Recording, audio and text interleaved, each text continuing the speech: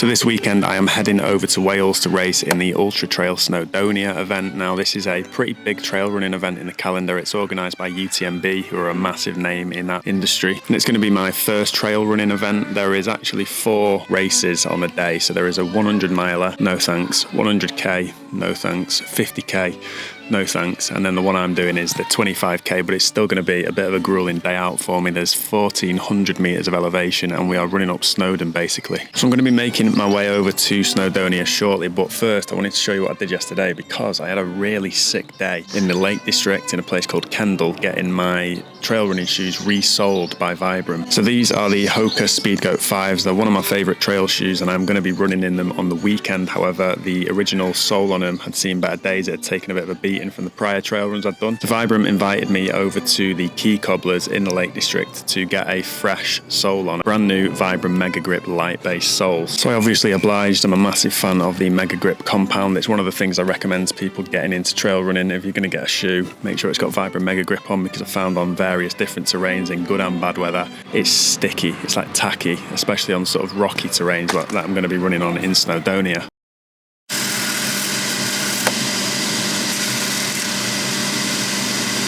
So anyway, I made my way over to the Lake District and located the Cobblers. I had no idea what a Cobblers was, didn't even know they existed, didn't know what they do, didn't know what to expect at all, but it was a pretty quaint, tiny little shop actually in Kendal, in the centre of Kendal. So I was introduced to the team, had a bit of a tour of the gaff. It's a family-run business, and Vibram basically partner with a couple of select cobblers around the UK to provide them with Vibram-specific soles to repair shoes like trail running shoes and hiking shoes and even normal shoes. Basically, they can do anything really. I didn't even know this sort of thing existed, but I'm super interested in it. I love that sort of stuff like restoration. So on paper, resoling is a pretty simple process, but there's actually a lot of craftsmanship and attention to detail that goes into it. We started off by getting rid of the original sole. I thought they would use the heat gun to melt the glue and then pull it off, but apparently on some shoes, because of the way the midsole is formed, that doesn't work. So what they normally do is use the sanding machine and remove the original sole and create a nice foundation for the new sole to sit upon. Sometimes get a bit smoky. Yeah.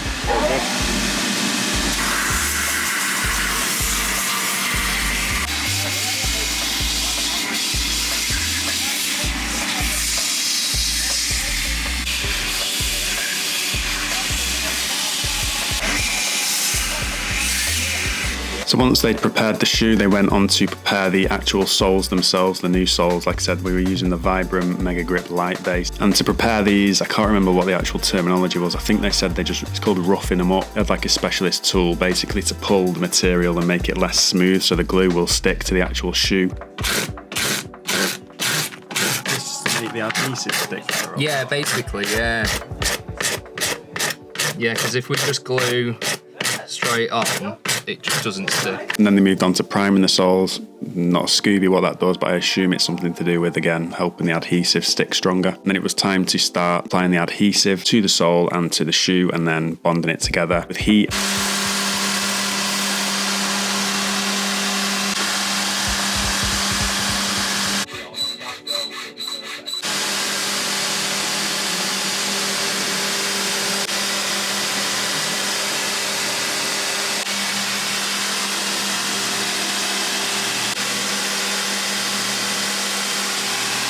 And also pressure. They had this sole press machine, I think it was called. They stuck the shoe in and it basically squashes down on it and creates a balloon around it which distributes even pressure. I don't know, I'm not a cobbler.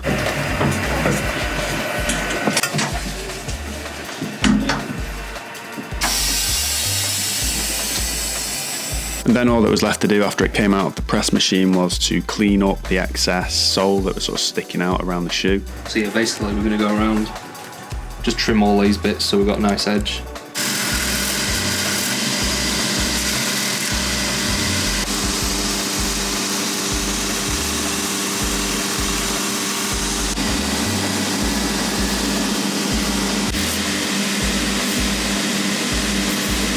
How many times have you caught your finger? Oh, did it yesterday. And then from there it was just a case of letting the glue settle. So I've left it to set overnight and here we are with the final product. So we are left with a one-of-one custom pair of Hoka Speedgoat 5s, which is pretty cool. Something else they mentioned as well is it doesn't have to be trail running shoes, it can be any type of shoes that the cobbler can repair or add new soles to. Some bloke even had Crocs. They put a Vibram Sole on all-terrain Crocs, which I thought was probably the coolest thing I've ever seen, so hold tight. That video is going to be coming very soon. But yeah, it is now time to pack my bags and make my way over to Snowdonia, so I will see you over there.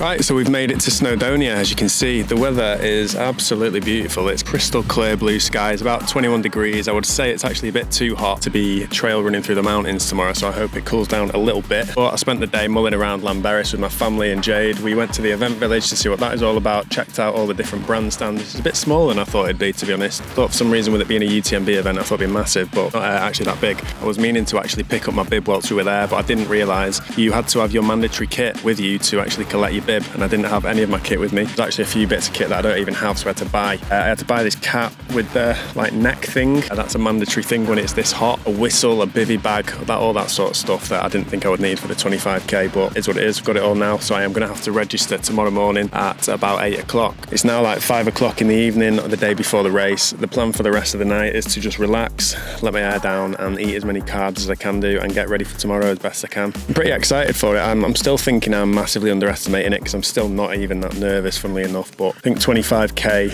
through the mountains with this level of elevation in this heat, especially in this heat, is going to be a bit of a long day in the office for me. So yeah, I'll check back in on the morning of the race and see what this is all about, this trail running malarkey.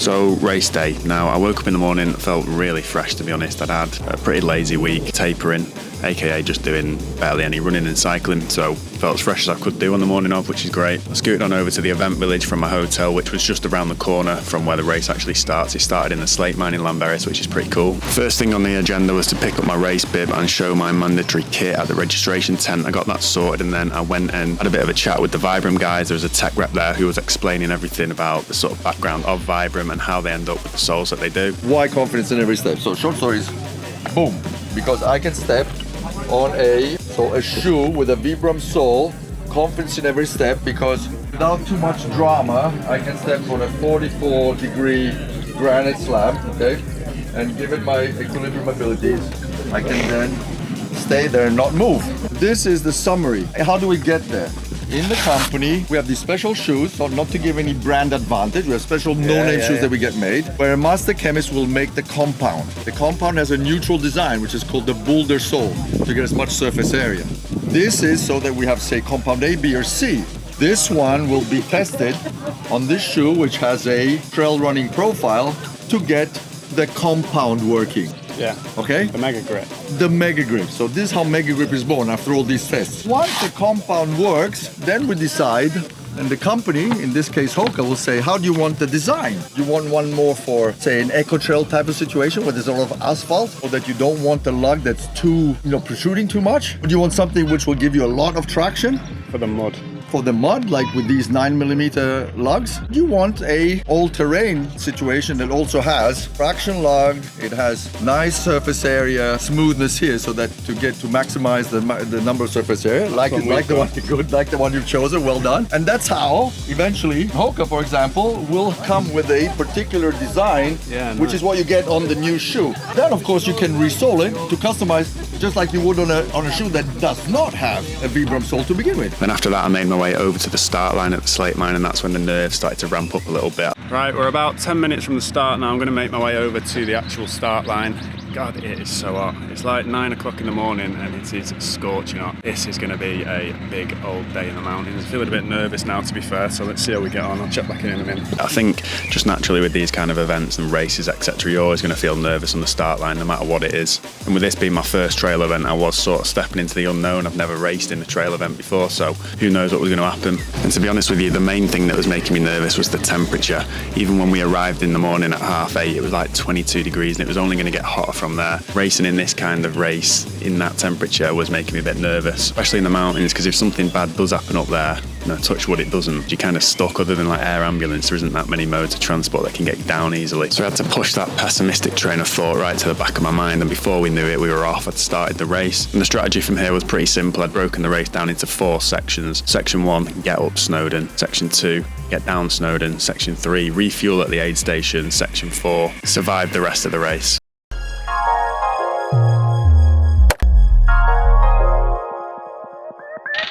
Straight out the gate, you have about 1 kilometre of flat running before you hit the foot of the Llanberis path, which is 7 kilometres, I think, all the way up to Snowdon. It's a fairly gradual incline, however, it does have some pretty steep parts towards the top. As soon as we hit the foot of this path, people were power hiking. I mean, pretty much every single person was power hiking. I wasn't running with the elites. I'm sure they might be able to run up it a little bit. But I just sort of strapped in and power hiked for the next hour and a half until we got to the summit. I'll tell you what, it's so much harder than you think it will be, that power hiking. I thought I'd be able to breeze it, Snowdon, but I was redlining straight away, heart rate above 170 the whole way up. So at this point, I'm about 4 kilometres in, just dripping in sweat, and I start to realise like this is going to be a really long day if it's going to be this hot all the way up and down and that. You start to understand why Snowdon is so popular with hikers and that, because the views as you start going up are pretty spectacular, I have to say. So the paths themselves were super busy. It was sort of peak time on a Saturday, so it did become quite claustrophobic, which I'm not a massive fan of, to be fair, but there's not much you can do about that. They're not exactly going to be able to shut down Snowdon for the event.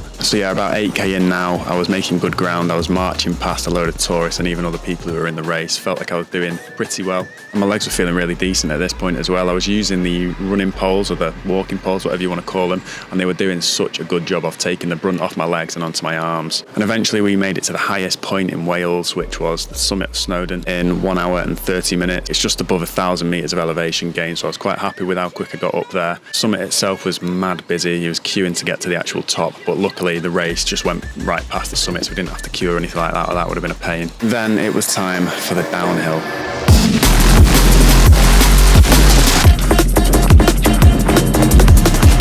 Now, if you've never done any form of trail running, you might think running down a mountain or a hill is easy, but I'll tell you what, it's actually more taxing on the body than the uphills are. In particular, your quads, they take an utter pounding. If you are running too fast, trying to sort of break yourself from slipping on the downhills, your quads will just deplete in no time. The aim here was to go pretty steady. I wanted to try and make up some time, but I didn't want to go too hard to the point where my quads were depleted, because we still had a long way to go in the race, and it was a really technical descent down Snowdon. So you have to concentrate 100%. You can't take your eyes off the ground, otherwise you're going to slip, eat rock, and it's curtains. That was another thing that surprised me throughout this race, you know, how mentally taxing it is, because you have to concentrate every single step you take. Unlike road running, where you can sort of switch off and enter a sort of flow state per se, you can't do that in the trails. So you take one dodgy step, you're going to break an ankle, or worse, just like fall off a mountain and that. And personally, I don't want to be doing that. Now, the views at this point were just absolutely spectacular, I've got to say. Like, this is what separates the trail running from the road running for me. Don't get this kind of scenery in the road. Like, just look at this.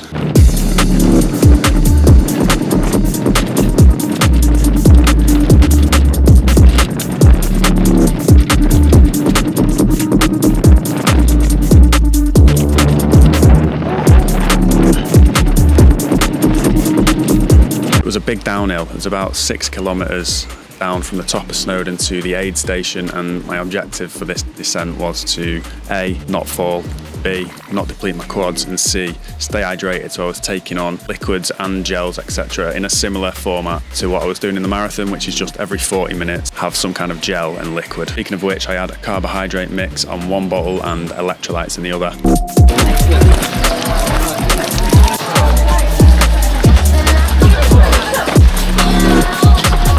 We'd reached the 14k mark, and this was where the aid station was for the 25k race. There was only one aid station throughout the event. I think that was fine for the 25k, to be fair, but I was very happy to see it. They had like Coca-Cola, electrolytes, a couple of bits of food and that. So I'd started to flag a little bit at this point, and like I said, the descent really does take it out of you. Heart rate was still super elevated, and my core body temp was just in space. I was so hot. I made sure to drink loads of liquids at the aid station and have a couple of head dunks. Now, something that I did pretty well was I took my time at the aid stations. I wasn't in a massive rush. I made sure to eat and drink as much as I could do. I also asked the volunteer who had the water to just pour it on my head to cool me down temporarily, and that gave me a new lease of life.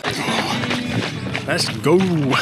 because we still had 11k to go and quite a bit of climbing left. Now, one thing that I regret doing, and probably the biggest mistake I made that day, was I left the aid station with my bottle filled with Coca-Cola, fizzy Coke, and drinking that over the next sort of hour or two really came back to bite me in the arse later on in the race. I think there was a sense of like desperation about trying to stay hydrated enough and energized enough that I just totally forgot that drinking fizzy drink whilst out running is a shambolic idea. Left the aid station feeling revitalized. For the next kilometre or two we were running. It was fairly flattish terrain, or it was runnable terrain for me. So I got a bit of a jog on, and after that 2 kilometres I started to feel a bit shit.